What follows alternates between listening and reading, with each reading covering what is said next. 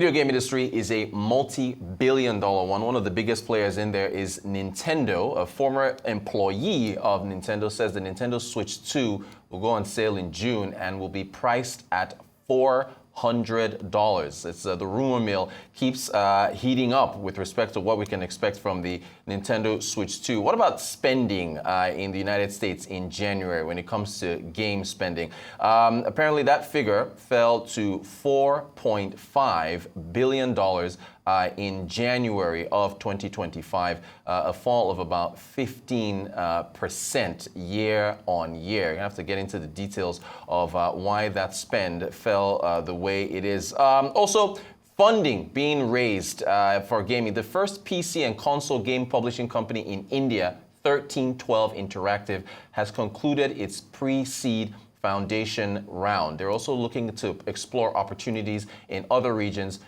Middle East, North Africa, also other parts of Asia. They've got 3 games set for 2025 already. We didn't get the amount, though, of how much they raised. That's in India. Going to Turkey.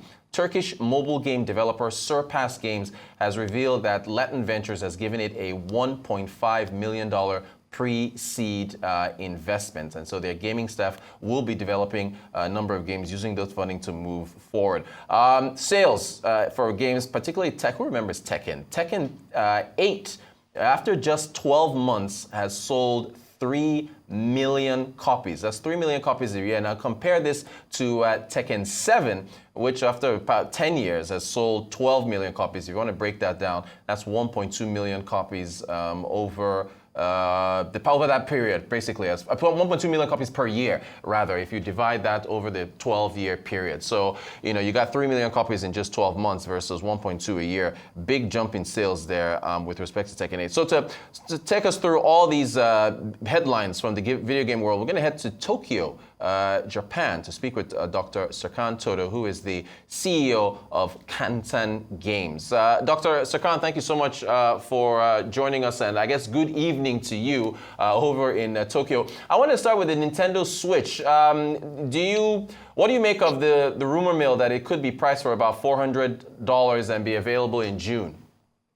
Yeah, so I've been saying for 1.5 years now that the price point is probably going to be around $400. Now in the United States, the Trump tariffs are looming. It could be a little bit above that. When the device hits shelves in the United States later this year, but it's in that range. Now, as far as the updates compared to the initial Switch, is it mostly software updates or going to be hardware? You mean the updated price, or? Right. No, in terms of the specs for the Switch 2 versus the original Switch, and I guess being able to use games on one device versus the other. Yeah, so there's going to be backwards compatibility. So you're going to be able to use your old Switch 1 games on the next Switch, the so-called Switch 2. So Nintendo already confirmed that. They didn't really dive into technical details so much, but you can expect a better CPU, a better GPU. So the games are going to look better. Loading times are going to be shorter, and also there's going to be like a couple of other features, like a mouse feature that is coming with the Switch 2 that the current Switch doesn't have at this point. I want to get to the amount of game spent. I think it's from Game Industry Biz. $4.5 billion spent in the U.S. In January of 2025, about a 15% decline. What do you make of the decline, or what could have contributed to it?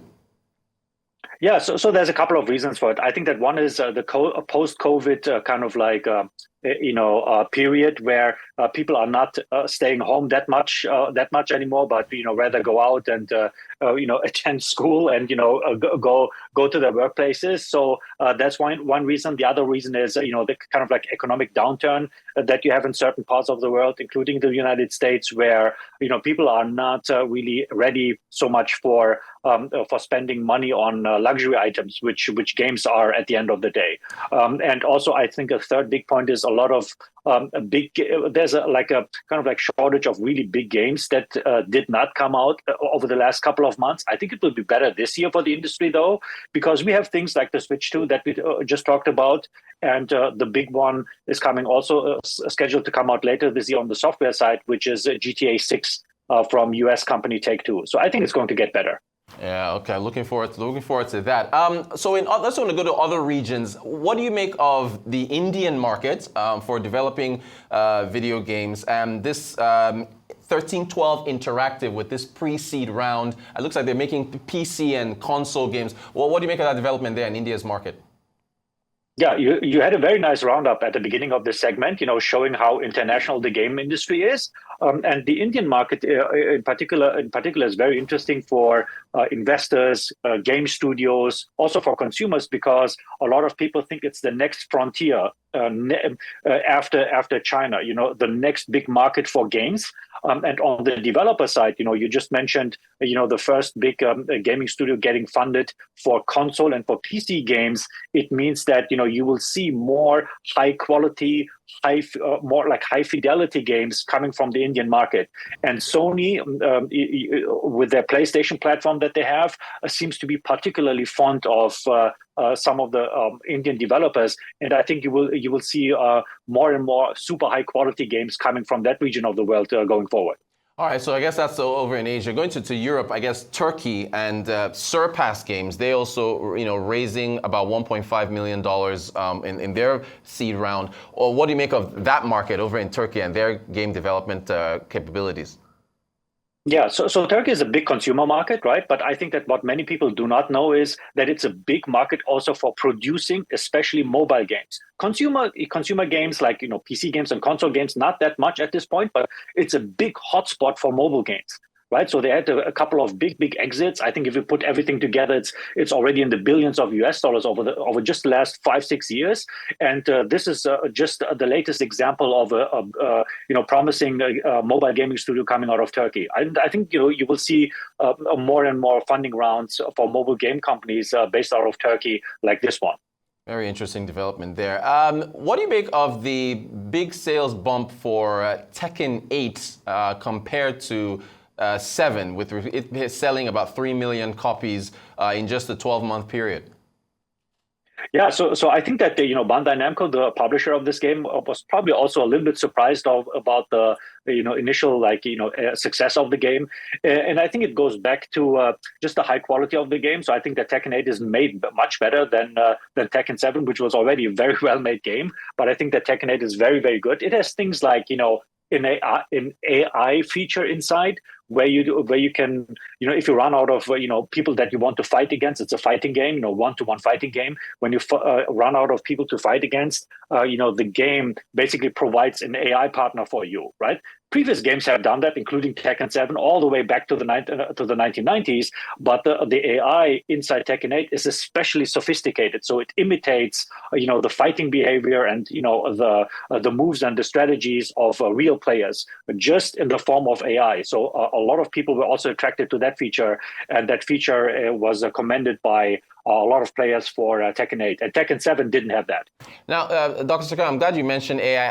What do you make of how artificial intelligence could disrupt gaming, or what it could add to the gaming industry? Yeah, so gaming is, I think, one of the areas in technology that is, I think, especially widely affected by AI. So people are using it on a generative side, to produce graphics, sounds, voices, and all of that. But also in other areas like imitating player behavior that I just mentioned. And big companies are being asked about these questions all the time. So one interesting fact that Andrew Wilson, the CEO of Electronic Arts, one of the biggest video game companies in the world, said he's estimating that in the end, AI, or the midterm at least, AI will lead to cost savings of up to 30%. Because it will be because his studio is going to be able to produce assets faster, to basically just accelerate development, marketing, production of games much faster than before. Now, I wanted to ask you about live game services, with respect to them accounting for about 40% of total playing time in the US. Well, what do you make of that figure and what it means for, I guess, the amount of time spent playing going forward? Yeah, so I'm glad that you mentioned that because that's a big topic in the gaming industry right now. These live service games are services that never end.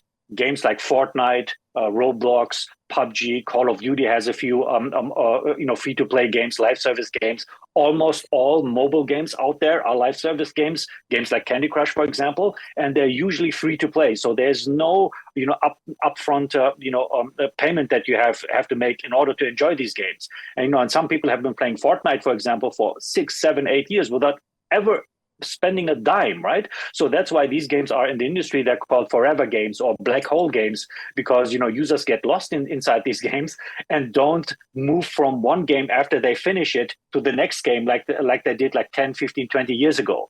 And this also partly explains, the reduction of, spending on gaming in the United States that you mentioned previously. So these live service games, these games that are easy to jump into, free to jump into, they are multiplayer, they're social, they're online. Everybody can play them with relatively low, spec devices. Big topic in the gaming industry right now. Dr. Serkan Toto, CEO of Kantan Games, thank you so much for joining us to talk about the video game industry. Really appreciate your insights there.